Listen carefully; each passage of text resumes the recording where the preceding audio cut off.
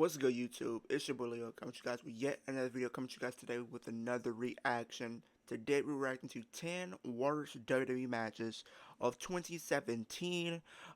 We've been recently doing a series where we've been looking at the worst WWE matches of the previous years. We recently checked out worst WWE matches of 2016, 2015, 2014, and now we're going to do 2017. I know there's some in the previous years before that, so that's my bad. So once we finish up until 2023, then we'll go back and do the ones that we missed and so on and so forth. But we're looking at 2017. 2017 did have some interesting matches, but had some very terrible matches at the same time.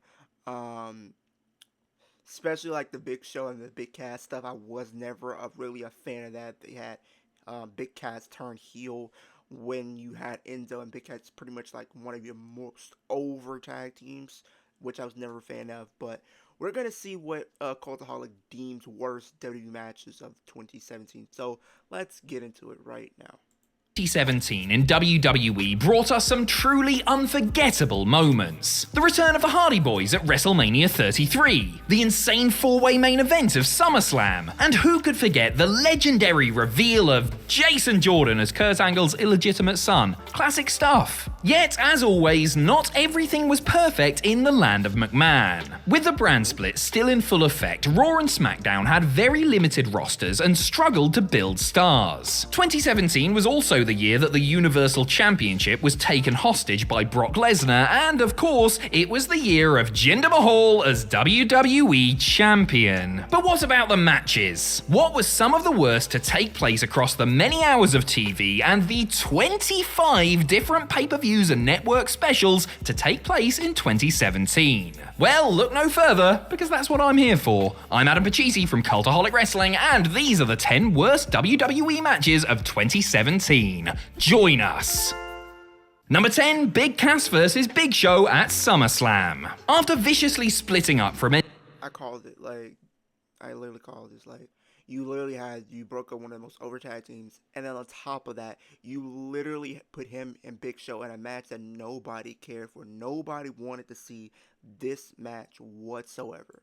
Enzo Amore earlier in the year, Big Cass established himself as a monster heel in need of another giant to do battle with. Enter the Big Show. Unfortunately, their match at SummerSlam was about as slow and lumbering as you would expect from two men their size, plus it had the added annoyance of Enzo being suspended above the ring in a shark cage. The worst part of the whole thing was when Enzo stripped down to his underwear and covered himself in baby oil in order to slip out of the cage, only to drop to the mat and get immediately taken out by Cass. Big Cass got the win in the end, but this encounter did absolutely nothing for any of the three men involved. Also, SummerSlam was in New York that year, the same city that Enzo and Cass are from. Surely WWE could have come up with something better for them in front of their home crowd. Well, apparently not.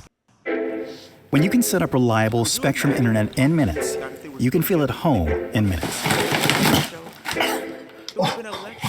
Number 9, Brock Lesnar vs. Braun Strowman at No Mercy. The main event of No Mercy 20... This is another one. And don't get me wrong, I had I wouldn't say a lot of hype, but I did have some hype going into the show just because they were building Braun Strowman up as being like a monster force and a monster to be reckoned with, and you putting him up against Brock Lesnar, and he was pretty much getting the upper hand on Brock Lesnar, and it looked like they were about to put the title on him, and then the match just completely flopped and he didn't even win. 2017 was a victim of its own hype. Well, that and the fact that it was crap. Braun Strowman had put on the showing of a lifetime in the fatal four-way main event of SummerSlam, standing toe-to-toe with Brock Lesnar and even getting the better of the Beast. Lesnar just about escaped with his title reign intact, but this set up a Universal Championship match between the two at No Mercy. Fans didn't exactly expect Braun to win, but the pair would at least have another great match, right? Well, no, that didn't happen. First of all, the bout was completely the wrong style for these two mountains of men. It was a slow, methodical wrestling match as opposed to the high-octane car crash that had come at SummerSlam. The fans were simply not happy as they had been expecting the latter. Secondly, it totally killed Braun's momentum as Brock dispatched the challenger with just a single F5. It would take months to rehabilitate Strowman, Roman, and WWE missed a huge opportunity to solidify him as one of their stars of the future. Well, at least he wasn't dumped in the back of a garbage truck, eh? That would happen at the next pay-per-view. Number 8, Roman Reigns versus The Undertaker at WrestleMania 33. Admittedly, the post-match angle This match was just god awful, and it didn't even help that this match was the main event of that year's WrestleMania. It didn't help, and then you had an opportunity to turn him heel the very next night because he came out to a lot of boos that next night. People were saying Undertaker, and as soon as Roman Reigns' music hit, they went into a frenzy with boos, and all Roman said, "This is my yard." Now, you could have ran with that. You could have had him turn heel that night, and it would have elevated him to a different level after beating The Undertaker and then saying what he said the very next night. That would have been something really interesting, but they just chose not to. They chose to continue to keep running with him as a babyface.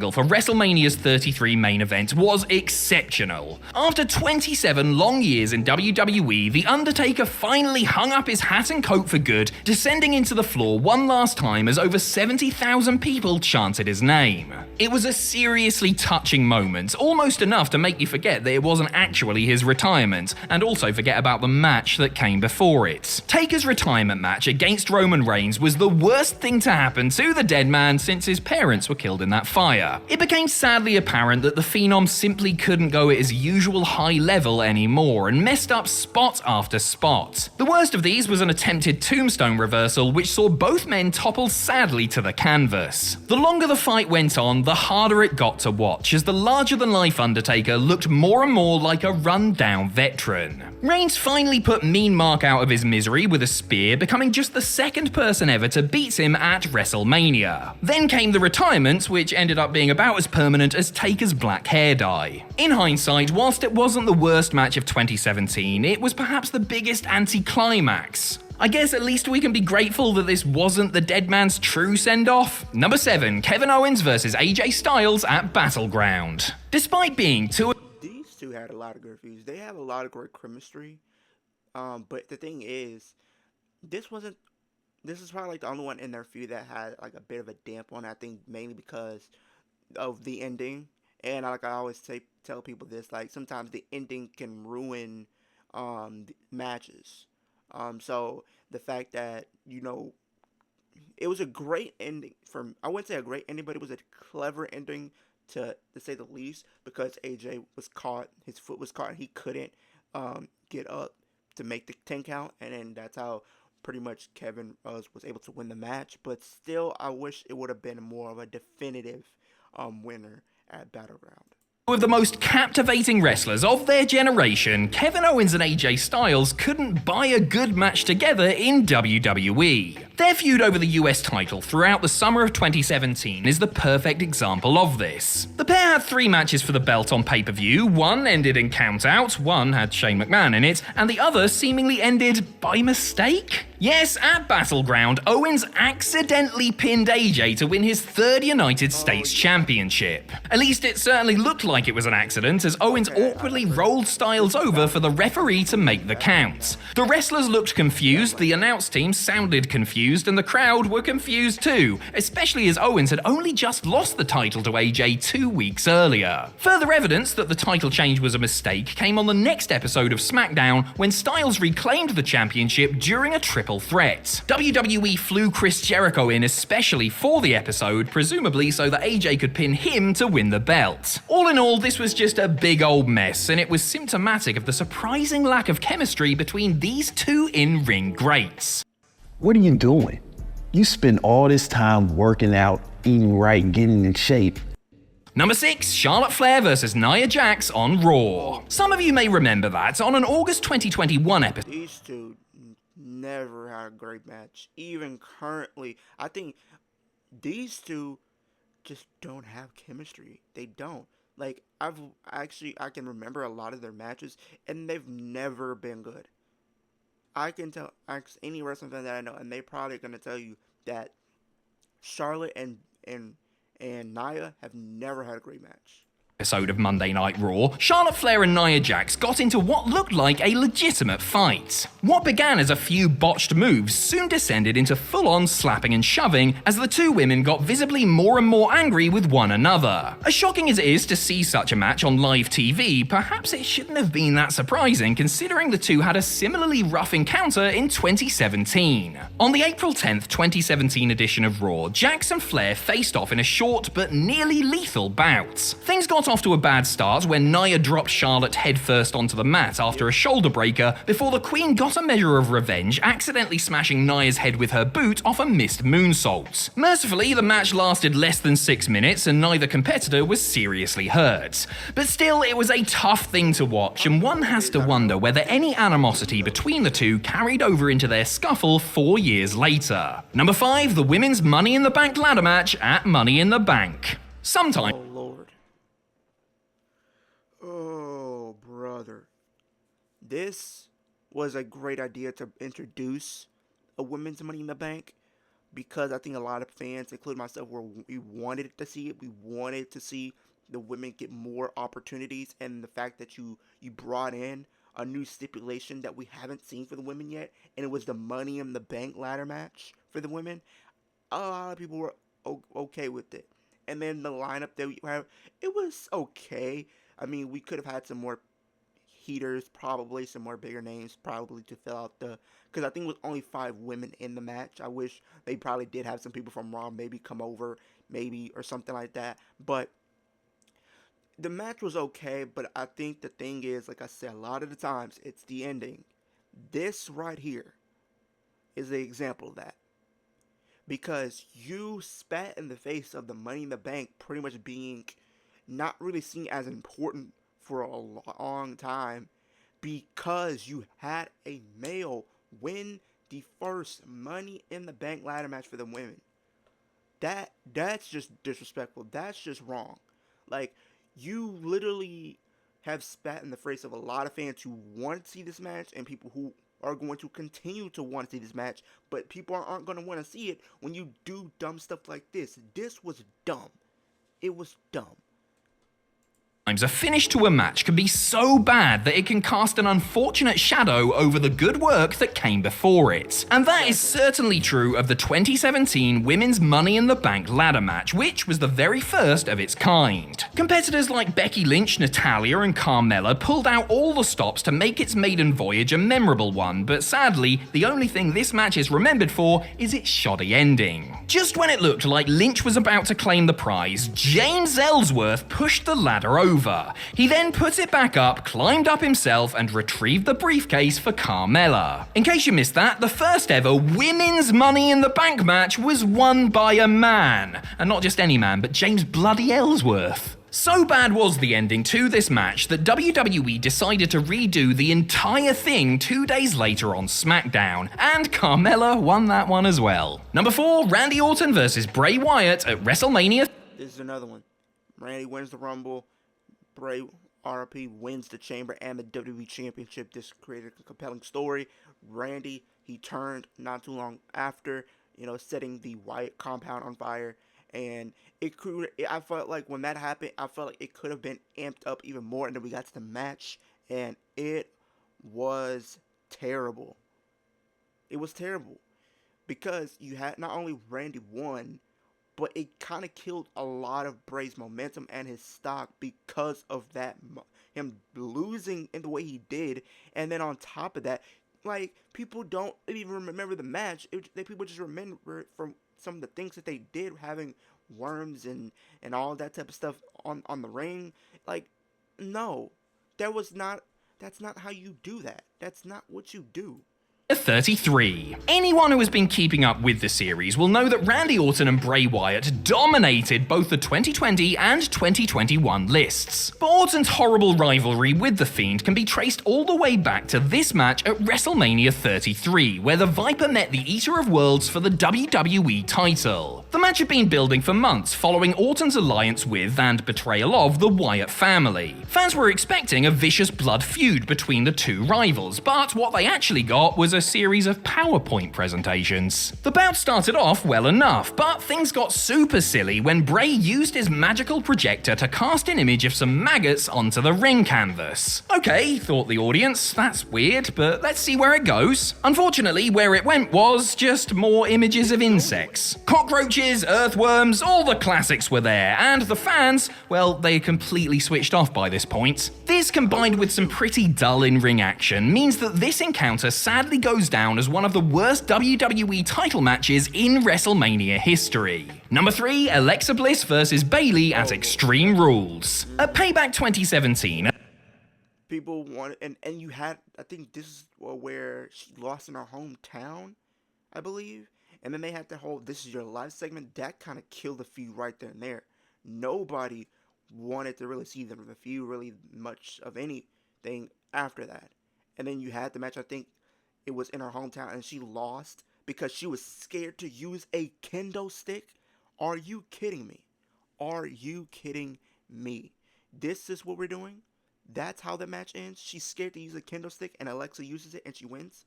Okay. Alexa Bliss dethroned Bayley to win her first Raw Women's Championship. This was less than ideal for the former NXT Women's Champion, but things were about to get a whole lot worse. When a rematch was made for Extreme Rules, we all wondered what the stipulation would be. Perhaps it would be a coal miner's glove match, or a reverse battle royal. Maybe WWE were bringing back Kennel from Hell. Actually, it was worse than all of those put together. Instead, the two women fought in a kendo stick on a pole match. Now, any wrestling fan worth their salt will know to run for the hills whenever the words "on a pole" are introduced, and that's exactly what we should have done here. Bliss absolutely wrecked Bayley, beating her in just over 5 minutes before the hugger could even use the match's weapon of choice. That is embarrassing enough, but it gets worse when you remember that the stipulation was actually Bayley's idea in the first place. A bad match type with catastrophic results for Bayley, this bout was the final nail in the coffin for what was once a very promising babyface. Number 2, Bray Wyatt vs. Randy Orton at Payback. Less than a month after their disastrous WrestleMania match, Wyatt and Orton outdid themselves with the House of Horrors. A precursor to the cinematic matches that dominated lockdown wrestling, the House of Horrors was a partially pre-taped segment which saw Randy visit Bray's derelict home. When inside, Orton was subjected to all kinds of spooky magic, including a haunted fridge. Woo! The scariest of all kitchen appliances. The following 10 or so minutes consisted of Orton walking into various weird rooms around the house, only for Bray to jump out and attack him. Surprise! He's done exactly the same thing again. The action made its way all the way to the arena via limousine, where Wyatt beat Orton thanks to an assist from Jinder Mahal. This match can be seen as a major clue in terms of what followed, with Vince pushing Bray as an overly goofy supernatural character as opposed to a more serious, captivating presence. Some people enjoyed the camp silliness of the House of Horrors, but for others it was a step too far.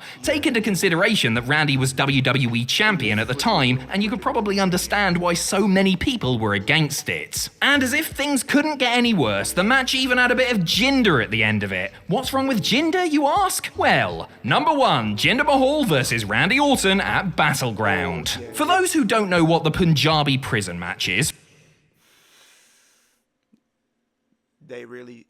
this match was not good for a Punjabi prison match.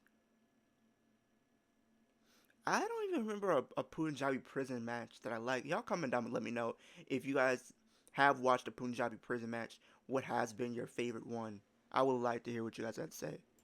Firstly, good for you. Secondly, it's kinda like Hell in a Cell if, instead of steel, the cell was made of giant toothpicks. The match concept lay dormant for a decade after No Mercy 2007, only to rise from the dead at Battleground for Jinder Mahal's WWE Championship defense against Randy Orton. Somebody should have taken one of those bamboo stakes and driven it through the heart of whatever demon came up with this infernal idea in the first place. The Battleground match had exactly the same issues as every other Punjabi prison match. The space was extremely limiting, it took forever to climb out of the cage, and nobody could see anything because there were dozens of giant wooden rods in the way. Just as Orton looked to have the match won, who should come out to stop him but the Great Khali, the innovator of the prison match and one of the greatest technical wrestlers of all time. Thanks to Khali's glacially slow interference, Mahal retained the title, which his gigantic friend then proceeded to hold upside down. A bad ending to a bad match. Let's just hope it's another 10 years before we see the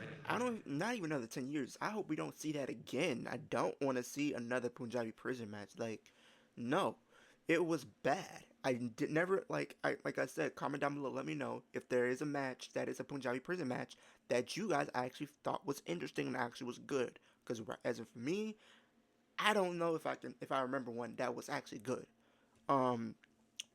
But there was a lot of different matches on here, because the Roman match with Undertaker was not good. The Punjabi prison match wasn't good. The Bayley feud with Alexa in 2017 wasn't good either. The Randy and Bray feud wasn't good either.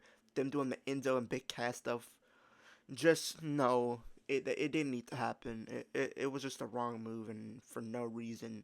But y'all comment down below. Let me know. What do you guys feel is the worst match of 2017? If it was on this list, comment down below why it was.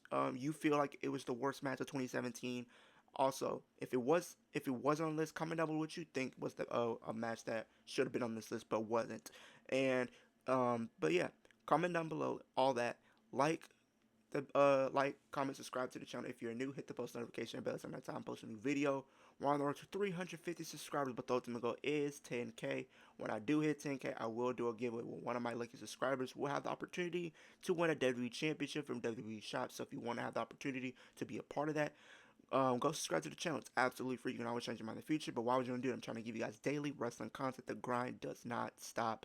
But with that being said, hope everybody has a great day, a great week, and I'll see you guys in the next video. I might stream SmackDown later, so be on the lookout for that. And then I will be doing some more content throughout the day. Me and a good old buddy of mine, Hayden, probably going to do some horror content, so stay tuned for that. And then tomorrow is Bad Blood, so you know I won't be streaming that, so stay tuned for that. But like I said, hope everybody has a great day, a great week, and I'll see you guys in the next video.